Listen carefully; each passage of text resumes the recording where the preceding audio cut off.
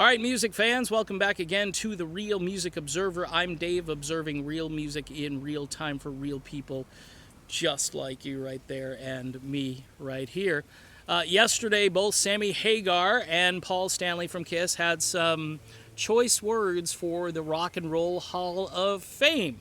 They were both simultaneously miffed that the Rock Hall seems to go out of their way to delay the selection of bands, artists that the general public seems to like, whereas they tend to rush to the nomination of somebody who died prematurely, who had a couple of albums, or in a genre that really doesn't appeal to mainstream audiences.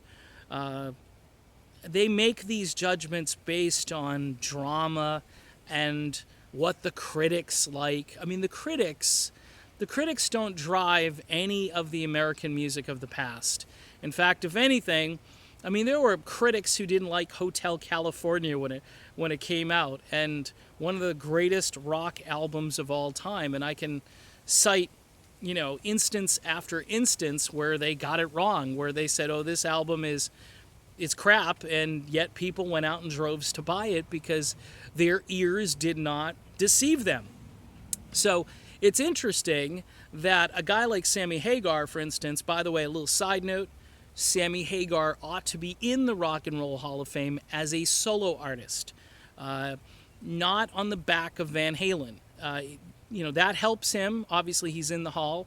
But my contention is that Sammy Hagar is every bit as deserving as Bon Jovi was, or as Dire Straits, or those folks that did get through this time.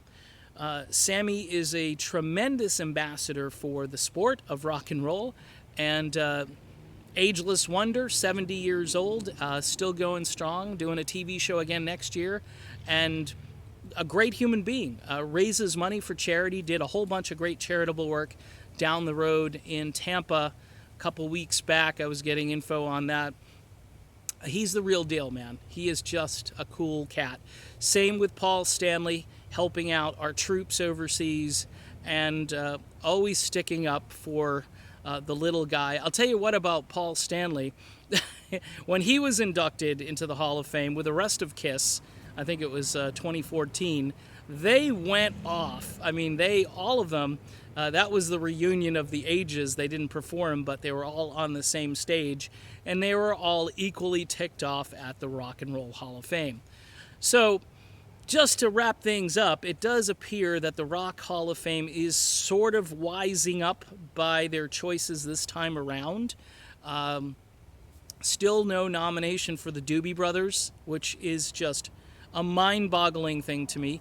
Judas Priest got left behind, which metalheads are really ticked off at, and I kind of agree with them. I mean, Judas Priest, who did that? I mean, they were a pioneer in their field, along with Black Sabbath and things like Iron Maiden, which I really don't listen to, but I understand the value of it. I understand how good it is in that genre, and it was a bit of a crime to not see Judas Priest get in there. Apparently Rob Halford actually read the rejection letter in the mail, and it said at the end that he ought to go to the Rock Hall and hang out and have a good time, like bring his family. If he's ever in Cleveland, he ought to stop by. What is that? Just say sorry you didn't get in. We'll get you in next time, kind of a thing. Just it's just bizarre. I'm not a big fan of the Rock and Roll Hall of Fame. I'm a much bigger fan of real music and real people out here who actually know music and not some stuck-up critic who just wants to tear things up.